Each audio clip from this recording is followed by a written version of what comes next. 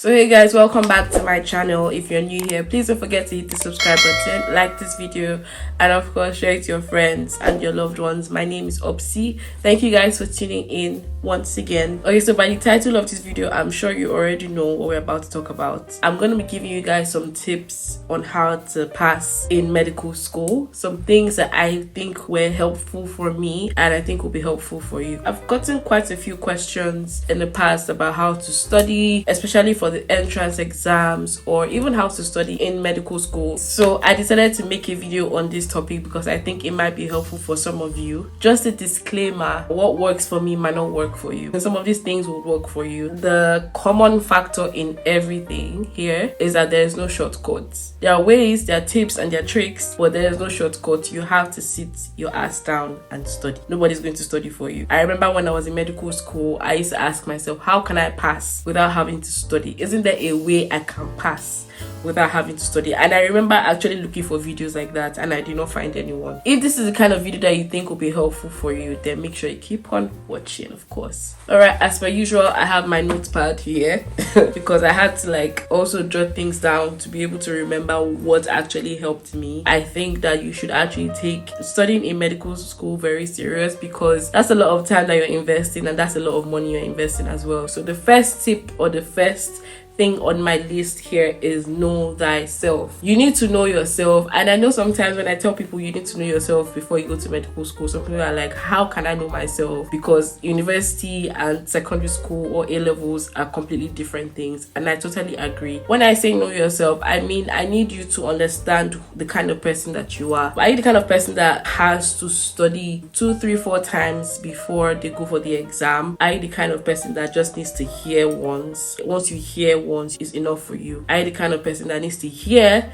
and go back and revise? You just need to understand yourself, and I'm not saying that you need to know yourself as soon as you step into medical school, but I think that once you come into your first year, I don't know where you're starting from. If you're starting from foundation, once you come into your foundation, your basic medical course, you use that time to study yourself, use that time to know the kind of person that you are. Once you go for lectures, is it enough for you? Do you actually understand what was taught in the lectures, or you still need to go back home and revise? That's how you get to know the kind of person that you are. Once you write the first test, was it enough? Did you think that you put in enough effort to actually pass that test? Did you do your best in that test? You constantly have to keep analyzing yourself and evaluating yourself to make sure that you're always going to be better, so that you kind of correct the mistakes that you made in the past, which is what I did not do. I took a lot of things for granted, and I don't want you to take those things for granted. And even if you are the kind of person that listens and then revise, sometimes some people have to revise 2, 3, 4 times before it actually sticks. Sometimes some people have to recite it to themselves before it actually sticks. So there are 3 points I want to highlight here. There's the rereading, there's the highlighting, and there's the making notes.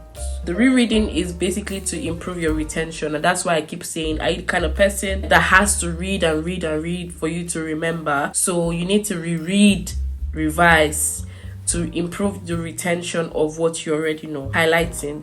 There are some people that have photographic memory. Now, when I was in medical school, I used to see myself painting my whole book because I felt like if I wasn't painting my book, I was not reading at all. It did not make me feel satisfied. It wasn't enough for me. I felt like I needed to highlight. I had different colors: yellow, pink, green, orange. I had so many colors to highlight my books, and it just made me feel like, okay, yeah, you're reading and you've covered a lot of topics. Sometimes, yeah, I do get that. So as long as you've read those things, some things will always still come back, but it's not enough. The essence of highlighting is for people that have photographic memory, because sometimes you just need to think to yourself, maybe during the exam time, and then what comes back is literally the same picture, the way you highlighted it, the color of the highlighting, and literally what was written there. Sometimes it's the colors that actually remind you of what was written there. So I don't know how it works, because I wouldn't say I have a perfect photographic memory. I have an okay photographic memory, but I still need to put in more work because I don't think it's enough. But yeah, there's the reread rereading, which is to improve your retention. There's the highlighting, which is for photographic memory. And there's also the making of your notes. So basically, as you study, make your own notes, because sometimes when you make notes in the words that you're going to understand. So if you read a textbook, for instance, they might use some vocabulary that you might not really understand, and you might not be quick to remember. So yes, even if you want to say, oh, Obi is a boy, and on a textbook is written Obi is a male, they are both correct, but what you're used to is Obi is a boy, right? So if you read it in a textbook, Obi is a male. If you make your own notes and write Obi is a boy, because you're used to Obi is a boy, you're bound to remember Obi is a boy, but they both mean the same thing. And if you go into the exam hall and you say Obi is a boy, you will not be wrong. You still get your complete full marks. It's just helpful when you make your own notes, and the longest memory is always your pencil. So sometimes it's good to just make your own notes. These three things together, I think they are effective. But some people or some studies, according to my research, have shown that it's not really effective. But I think if you combine these three things together, yeah, it's good enough. Other tips I want to give you now, those are just the main gist, the initial gist of this video. So now the first thing I want to let you guys know is you have to go for classes. You have to go for classes, please. I mean, I'm not going to lie. I'm trying to be a good person and a good I'm trying to give good advice in this video, because I'm not going to sit here and say I went for all my classes. I will be a liar if I said that. But yeah, there were some classes that were not really useful. There were some classes that I felt were a waste of my time, and this is why I said you need to understand yourself, because if you don't go for classes, then make sure you're using that time for something that is going to benefit you.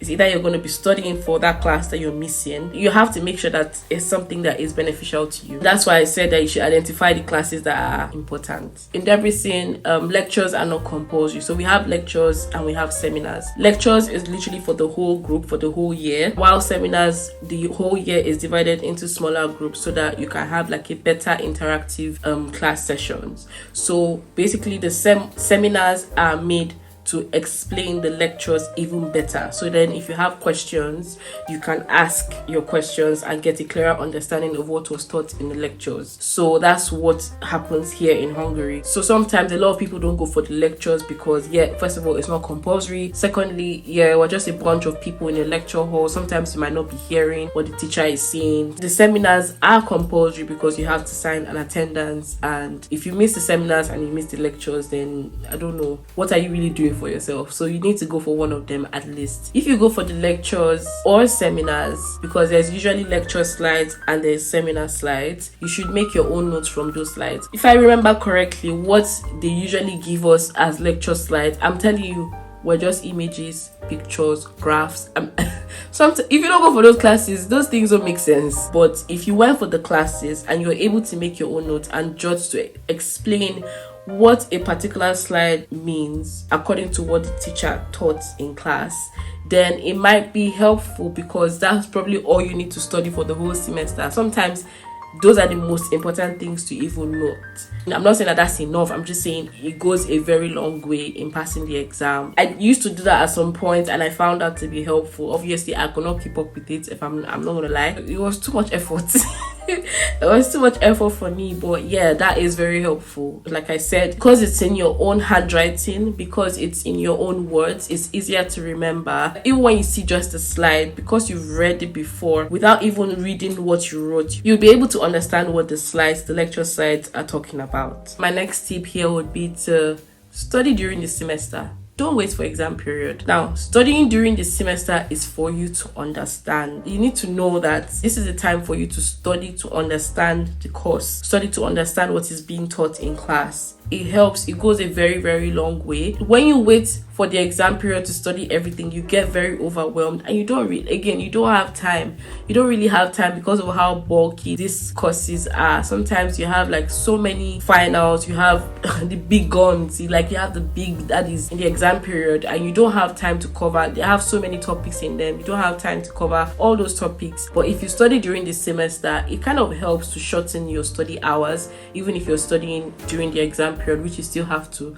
But when you study during the semester to understand the course, when you're studying during the exam period to pass, everything will just be coming back. And even if you don't study some certain things, when you go for the exam and the teacher asks you a question, you'll probably remember, because again, rereading, retentive memory. When you're studying during the semester, you're highlighting, your photographic memory, and when you're making your own notes, you're also helping yourself to remember and understand some certain things without you having to spend so much time during the exam period on certain topics or on certain courses. I'm not usually a fan of studying the textbook, except you want the textbook to explain something to you, because textbooks are very time consuming, I must tell you, but they are very helpful in trying to explain some things that you might not understand in the lecture notes or in the seminar notes and stuff like that. So you need the textbooks to explain. So whatever you want to do, you have the semester to do all of that. So that's what studying during the semester does for you. It helps you to understand the particular course. Now, when you get to the exam period, you need to study smart. This is time to pass. You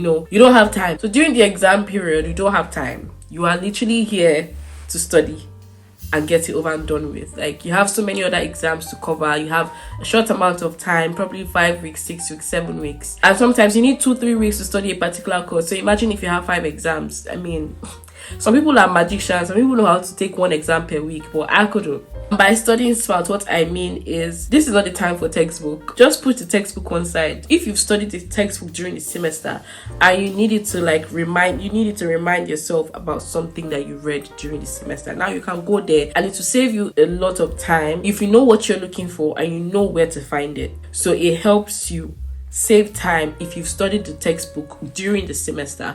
But if you've not touched the textbook during the semester, this is not the time. This is the time for you to pick up your notes, the notes that you made during the semester. Pick it up and study it. Pick up the lecture slides. If you made your notes to explain the lecture slides, if you made your notes to explain the seminar slides, this is the time to pick up those notes. Now, all the time, there are summary notes. So there are some courses that have like people that have summarized the whole topic. I didn't even know that this whole time I was talking to myself. I did not know that this thing was not recording. A lot of people have made summary notes, and you can always just go and pick up those summary notes that they've made about the topic list, and you can use that to revise. So that also just helps to make things faster. Now, if it's for a written exam, you need to revise past questions. Past questions usually help to help you know what the questions are like in the exam. And sometimes a lot of examiners just like to repeat their questions. So always ask questions. I hope I don't forget anything in this video. At the beginning of the semester, you need to plan. I don't know if I mentioned it earlier, but you need to plan. You need to plan and ask a lot of questions. Don't think that asking questions is a taboo. Don't think that any of your questions are stupid. No. Ask your colleagues, ask your seniors, I don't want to call them seniors, but yeah, your senior people that have done it. Ask them, ask your lecturers, anybody that you can ask. Just ask, because information really just goes by very quickly, and you might be caught sleeping on a bicycle, and you don't want to do that in medical school. Put your ears on the ground and make sure that you're listening to anything possible. You can be eavesdropping sometimes. I'm telling you, that's how information flies. It's an international school, and sometimes the past questions might be available to just a certain set of people, and if you're not friends with them, there's a lower chance of you getting those past questions. So it's always good to interact and socialize, which is what I was not really good at, but I was friends with people that knew how to socialize. We might have information that they don't have, and they might have information that we don't have. Study groups as well. So you have to also analyze yourself and ask yourself, are you the kind of person that likes to study with people, or are you the kind of person that would rather study alone? So if you like to study with people, you can literally just share your topic list. So imagine if you have 40 topics. If you have 40 topics and you need to study, I don't know, in 1 or 2 weeks before the exam, you can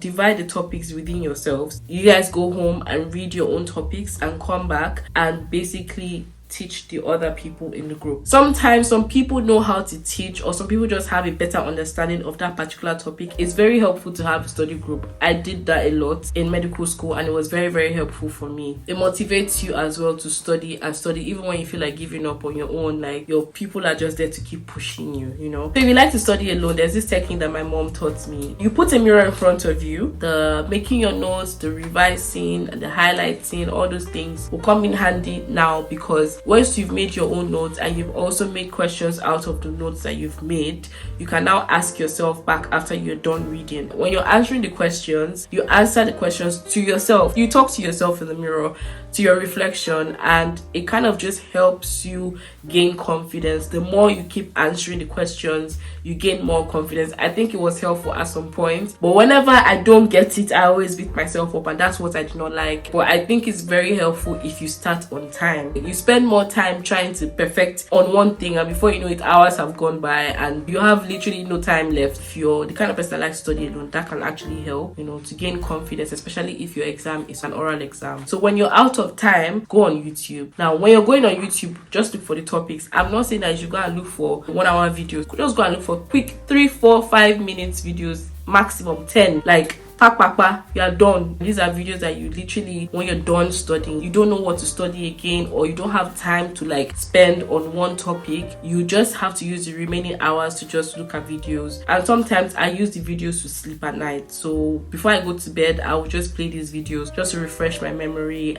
You know, sometimes they even explain it better. You know, sometimes they also have graphics as well. You know, the audio also plays in your ear, so it kind of helps. Short videos, again, short YouTube videos. Also Wikipedia is also another go-to, because everything is literally on Wikipedia, but you need to be able to organize yourself when you're on Wikipedia, because there can be a lot of information that you don't need. You need to know the definition of a particular topic, any topic in general, the definition of that topic. If it's a disease, a clinical cause, for instance, the definition, the cause of the disease, the causes or the risk factors, the clinical signs and symptoms, the diagnosis, the treatment, and the prognosis. So the definition literally covers like what that topic is about, the general gist, the summary. If there are extra like maybe prevalence, statistics, maybe genetic mutations here and there, I need to mention it, is under the definition. To proceed further, what causes this disease, risk factors, mostly in elderly, maybe smoking. Then clinical signs and symptoms are basically what the patient presents to you when they come to visit the doctor. So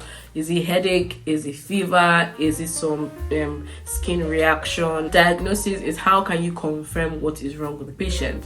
So basically, is it blood test, is it image, any kind of imaging, CT scans, x-rays. Now treatment is basically treatment, and then the prognosis is basically the life expectancy of a particular disease. If you don't know how to arrange yourself, especially when you're going on Wikipedia, because again there are a lot of information, so you can literally just arrange yourself from Wikipedia just based off these 6 things. There's obviously more, and then you might be asked more questions, but if you know all of these things, if you have something to say in all of these categories, trust me, you'll pass the exam. So my last and final tip is basically sleep.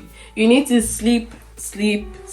You cannot be anxious. It doesn't work. It's a recipe for disaster. You cannot be anxious and nervous and sleep deprived at the same time. You are going to black out. You have to sleep. And that's why you have to plan your exam early. Plan your semester from the beginning of the semester. Ask a lot of questions, ask your friends, ask your colleagues, and also pray. Prayer is key, I'm telling you, because this thing you can read and still go and meet one devil as an examiner and fail that exam. So pray. Anyways, I hope this video was very helpful. I just hope that I've been able to cover everything that was important in this video, and I hope that is also helpful for you guys, even if you're coming as an entry student. I mean, if you're taking an entrance exam into the medical school in Hungary, I think these tips can also be helpful. So let me know your thoughts in the comment section. Let me know if these tips were helpful or not. My name is Opsi_P on Instagram, so follow me on there. If you're new to my channel, do not leave without subscribing.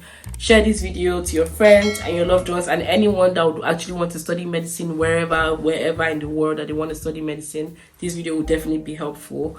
And thank you, and I'm going to see you in my next one.